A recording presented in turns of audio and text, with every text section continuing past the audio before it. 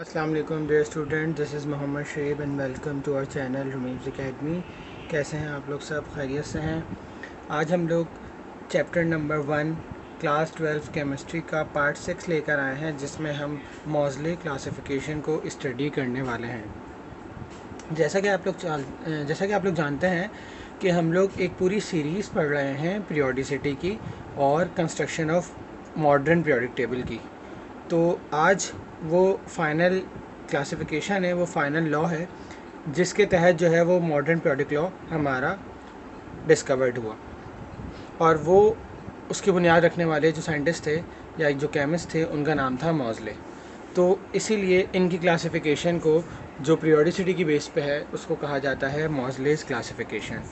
मॉज़ले जो है वो अकेले नहीं थे, इनके साथ जो है वो बोहर, नील बोहर, वर्नर और बरी, ये तीनों साइंटिस्ट भी थे जो इनके साथ काम करने वाले थे, जो मॉडर्न पीरियोडिक टेबल कंस्ट्रक्ट करने वाले थे।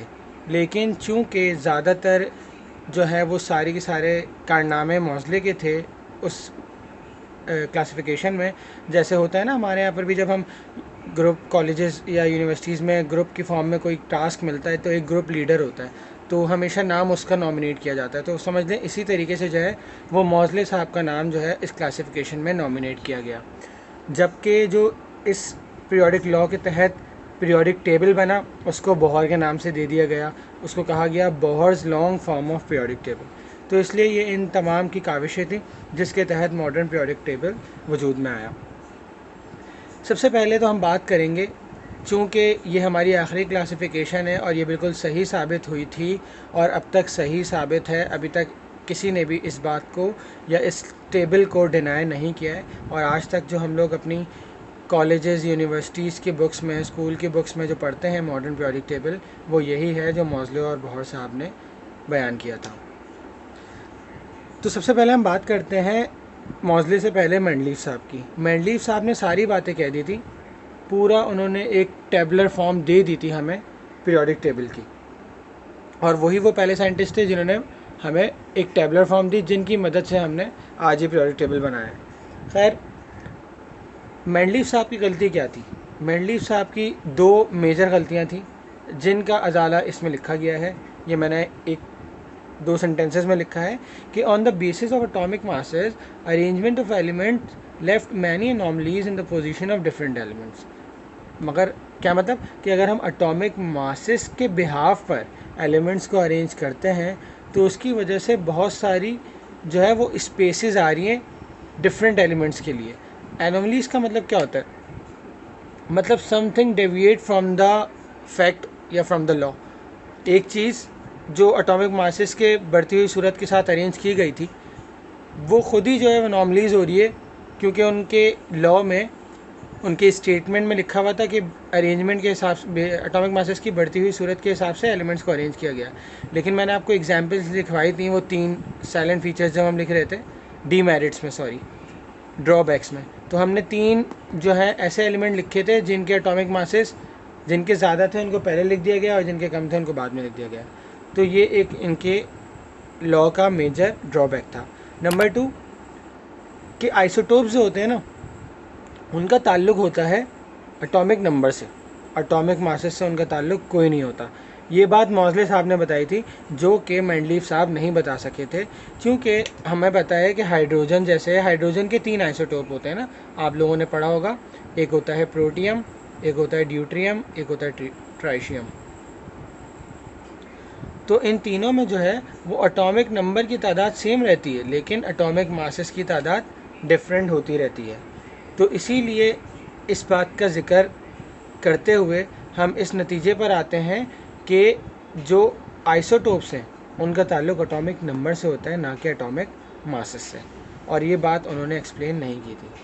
तो इस बिहाफ पे, इन 2 पॉइंट्स के बिहाफ पे हम मॉज़ले, बोहर, वर्नर, बरी इस नतीजे पर पहुँचे और उन्होंने एक स्टेटमेंट दिया। वो स्टेटमेंट ये था कि the physical and chemical properties of elements are the periodic function of their atomic numbers.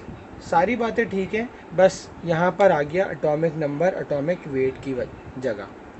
Periodic function मैं आपको अच्छे तरीके से इससे पिछले वीडियो में बता चुका हूँ, अगर आप लोगों ने नहीं देखा तो डिस्क्रिप्शन बॉक्स में आपको मैं लिंक दे देता हूँ मेंडलीव्स क्लासिफिकेशन का, आप उसको देख लें। पीरियोडिक फंक्शन आपको अच्छे तरीके से पता चल जाएगा कि बेसिकली पीरियोडिक फंक्शन किसे कहते हैं। और पीरियोडिसिटी में मैं पढ़ा चुका हूँ, इसका फर्स्ट वीडियो ये है इस सीरीज़ का, तो आप लोग वो भी फॉलो अप कर सकते हैं।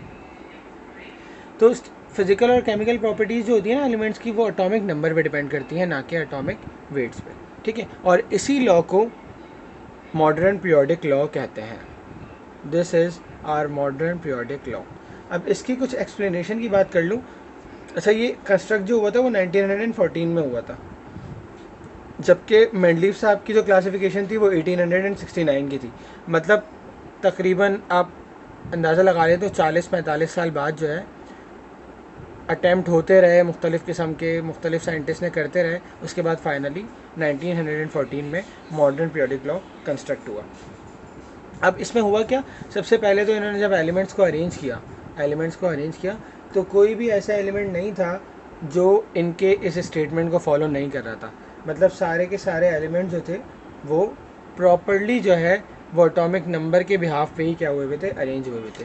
तो अगर मैं इसकी एक छोटी सी अजम्पशंस के तौर पे या साइलेंट फीचर्स के तौर पे अगर लिखूं तो मैं क्या लिखूंगा कि elements arrange in order of increasing atomic number, no irregularities of Mendeleev periodic table were removed। ठीक है, सारी की सारी जो irregularities थी मेंडलीव पीरियोडिक लॉ की वो सारी की सारी रिमूव हो गई थी। ठीक है, जैसे फॉर एग्जांपल हमने उसमें देखा था कि आर्गन को जो है उन्होंने बाद में रखा था, पोटेशियम को पहले रखा था।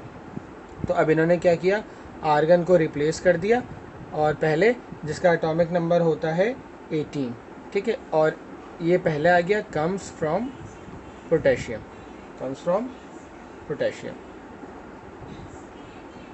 इसका एटॉमिक नंबर होता है, इसका एटॉमिक मास इसका 18 होता है और इसका होता है 19।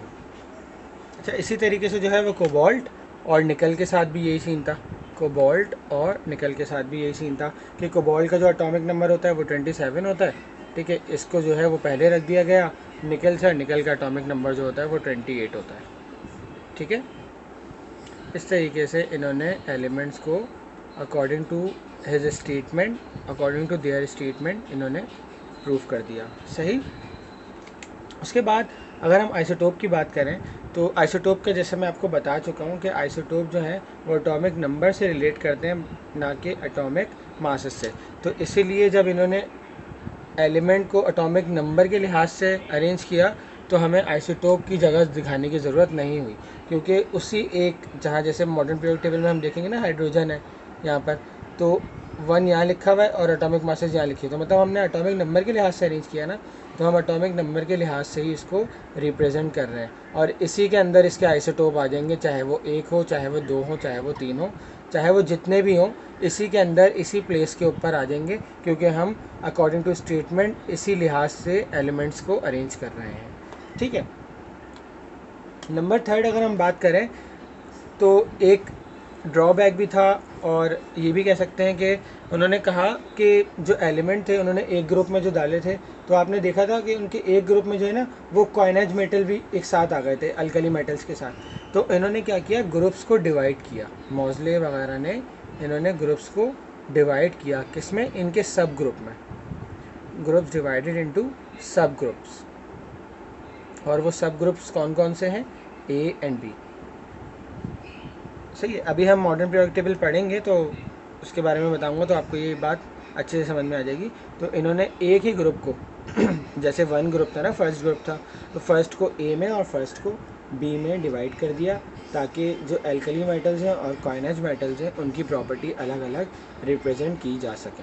ठीक है, इसके अलावा 4th इनकी इम्पॉर्टेंट एक बात क्या थी कि लैंथेनाइड और एक्टिनाइड सीरीज़ जो थी, लैंथेनाइड और एक्टिनाइड सीरीज़, बेसिकली ये लैंथेनाइड क्यों कहते हैं और एक्टिनाइड क्यों कहते हैं ये भी मैं आपको बताऊंगा।